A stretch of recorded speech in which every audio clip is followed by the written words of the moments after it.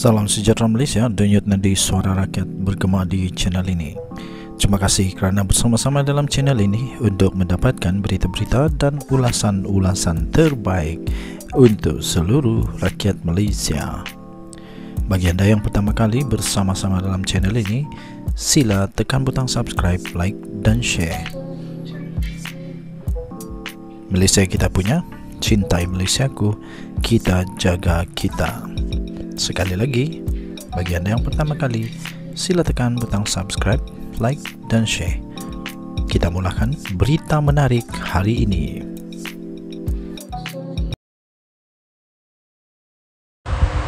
Salam sejahtera Malaysia, denyut nadi suara rakyat bergema di channel ini. Berita terkini daripada malaysiakini.com. Bertajuk PM berkata harga barang keperluan jauh lebih rendah berbanding dulu. Berita penuh.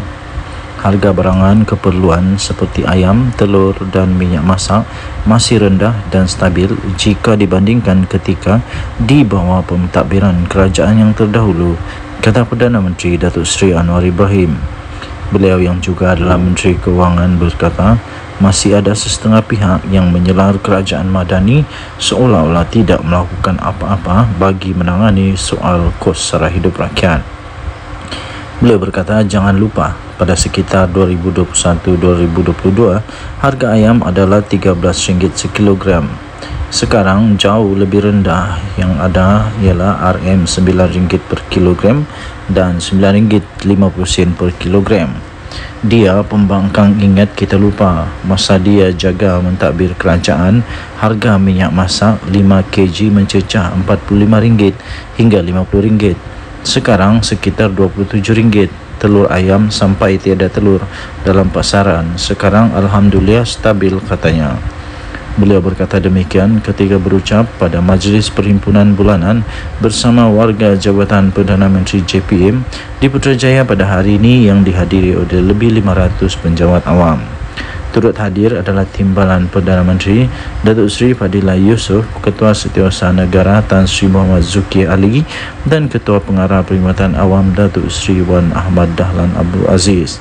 Anwar dalam pada itu berkata, kegiatan sindiket penyeludupan yang membabitkan beberapa anggota Jabatan Kastam Diraja Malaysia amat menyedihkan.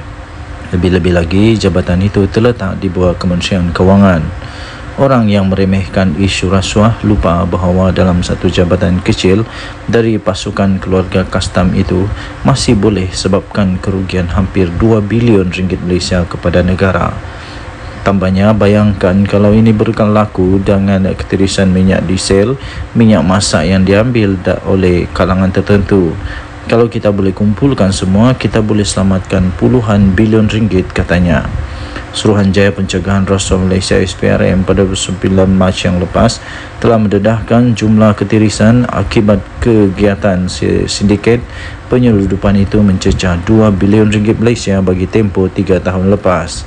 Ketua Pesuruhjaya SPRM Tan Sri Azam Baki dilaporkan berkata, setakat ini 34 anggota penguatkuasa dan 27 individu serta pemilik syarikat telah ditahan menerusi Opsamba 2.0 kerana melindungi dan memudahkan aktiviti penyeludupan sindiket itu.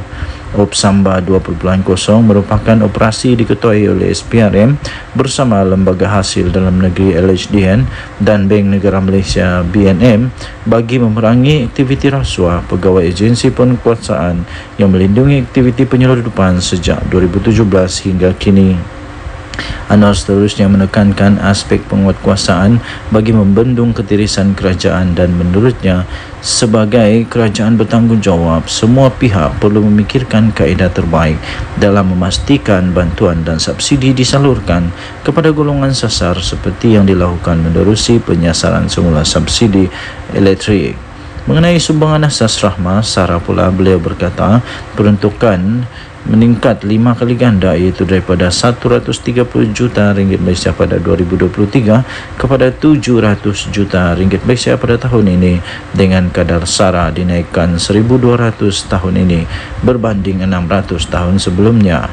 Malah kumpulan penerima sumbangan berkenaan juga ditambah dan diperluas kepada 700,000 penerima dalam tempoh dalam kategori miskin tegar dan miskin pada tahun ini berbanding hanya 210,000 merangkumi golongan miskin tegar pada 2023. Berita daripada bernama diterbitkan semula di malaysiakini.com. Denyut nadi suara rakyat bergema di channel ini.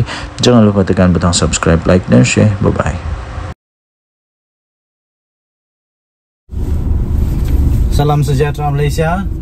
Denyut nadi suara rakyat bergema di channel ini. Tuan-tuan dan puan-puan yang dihormati sekalian, saya nak tanya. Saya hanya ingin bertanya, di dalam senarai terbaru manusia Muslim paling berpengaruh di dunia, ada tak nama Tok Guru Hadiawang? Ada tak nama Muhyiddin Yassin? Ada tak? Nombor berapa mereka? Itu soalan dia lah. Ramai orang duk kata, duk tuduh, kata Perdana Menteri liberal lah, tak pandai bersuara lah. Tapi ini bukti dia. Tersumbatlah mulut-mulut mereka yang kata macam-macam. Peliknya Datuk Seri Anwar Ibrahim makin dihentam, dia makin hebat. Makin dihentam, nampaknya dia semakin hebat. Jadi bagaimana pula dengan mereka-mereka yang entahlah, bolehkah kita kata perasan bagus kah? Perasan bagus. Tak bagus mana pun. Kalau bagus, mestilah sudah termasuk di dalam senarai itu. Kalau bagus, janganlah jadi jago kampung je. Jadilah jago dunia, barulah mantap. Perdana Menteri, tahu tak? Kamu tahu tak? Kita tahu tak? Anwar Ibrahim dulunya nombor 22 tahu. 22 seluruh dunia. Oh, hebat tak hebat? 22 dulu. Sekarang nombor berapa? Nombor 11. Woo! Daripada berbilion manusia, daripada bilion manusia di dunia ini yang Muslim, Datuk Seri Anwar Ibrahim, Perdana Menteri Malaysia, nombor 11. Sekali lagi, Guru Hadiawang ada tak dalam senarai itu? Saya pun tak pasti, saya tak tengok. Tapi Anwar Ibrahim nombor 11 Muslim paling berpengaruh di dunia. Tapi kenapa ya? Kenapa dia boleh jadi Muslim nombor 11 paling berpengaruh di dunia? Ini memang hebat. Betul-betul hebat. Ini barulah Perdana Menteri. Datuk Seri Anwar Ibrahim menduduki tangga ke-11, naik daripada nombor 22 untuk kategori pemimpin dan ahli politik Muslim paling berpengaruh di dunia. Rekod Perdana Menteri itu terkandung di dalam senarai The Muslim 500. The Muslim 500, the world 500 most influential Muslim 2024. Pada 2022, Datuk Seri Anwar Ibrahim berada di kedudukan 22 dalam kategori yang sama. Jadi individu yang dipilih itu sebenarnya ya, tuan-tuan dan puan-puan, adalah berdasarkan kepada bidang, berbagai bidang termasuk budaya, pemikiran, keuangan dan politik, serta melakukan perubahan yang memberi impak kepada dunia Islam atau penganutnya. Muhyiddin tak sampai begitu. Hadiawang pun tak sampai. Mahathir jauh sekali. Bau-bau pun tak ada Mahathir. Malaysia di bawah Perdana Menteri ke-10 menyaksikan beberapa pencapaian yang telah diiktiraf oleh dunia.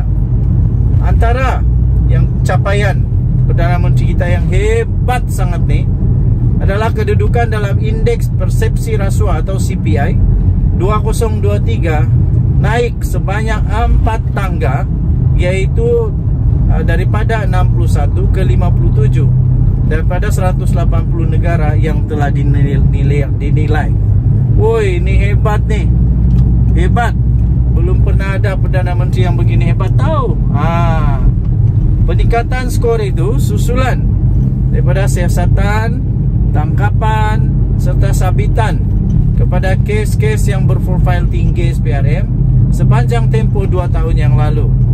Dalam masa yang sama, Malaysia turut disenaraikan di dalam kedudukan kelima, nombor 5 ya, daripada 10 negara paling gembira di dunia. Woi, paling gembira di dunia. Memang ramai orang yang meroyan lepas ni. Ada macam-macam lah kata itu ini. Sebelum kata cermin diri dulu. Inilah Perdana Menteri kita.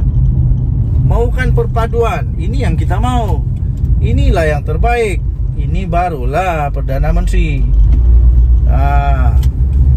Bukan sahaja dirinya sendiri yang meningkat, negara turut meningkat. Ini barulah Perdana Menteri. Muhyiddin Yassin, apa dia buat waktu jadi Perdana Menteri? Ada sesiapa boleh jawab tak? Muhyiddin Yassin waktu dia jadi Perdana Menteri, apa yang dia buat? Laporan tahun keempat Projek Minda Global, Mental State of the World, berdasarkan 47 aspek kesihatan mental dalam 6 kategori, yaitu emosi, pandangan diri sosial, pemacu dan motivasi, sambungan minda-minda, kognisi, kebolehsesuaian serta daya tahan. Rata-rata mengagumi pencapaian Perdana Menteri kita dari tangga ke-11. Di tangga ke-11, Muslim yang berpengaruh. Dalam masa yang sama, rakyat mengalu-alukan beliau untuk terus memimpin negara Malaysia. Terbaik PM Anwar, diktiraf dunia, hebat PM10 kita. Semoga berjaya mendapat tempat pertama di dunia pula lepas ni. Amin, kata salah seorang yang bagi komen. Kemudian ada juga orang boleh bagi komen pula, moga Allah Subhanahu Wa Taala memberi kesihatan berpanjangan dan dipermudahkan segala urusan dunia dan akhirat. Ada lagi kata, kita rakyat Malaysia, apabila berdoa, jangan lupa sisipkan doa. Kemajuan ekonomi kita tercapai dan terpelihara, dan menguatkan lagi usaha PM10. Demikian antara komen daripada warga maya. Saya ingin mengajak seluruh rakyat Malaysia, tak kiralah apa agama, mari kita sama-sama dalam doa kita selepas ibadah, apa sajalah agama kita, sisipkanlah doa untuk pemimpin-pemimpin negara kita. Terutamanya kita doakan ke bawah duli yang maha mulia Seri Paduka Baginda yang di-Pertuan Agong. Semoga pemerintahan Baginda Sultan Ibrahim yang menjadi agung kita sekarang dirahmati oleh Tuhan, dan kita berdoa semoga Baginda, pemerintahan Baginda akan berkekalan lama, dan kemakmuran negara akan terus menerus berkembang maju. Kita doakan juga pemimpin-pemimpin yang lain, Perdana Menteri, semua exco dalam kerajaan, YB, MP dalam kerajaan, pembangkang juga. Doakan semuanya. Semoga negara Malaysia akan terus dirahmati oleh Tuhan Yang Esa. Dan Nadi, suara rakyat, bagaimana di channel ini? Jangan lupa tekan butang subscribe, like dan share. Bye-bye.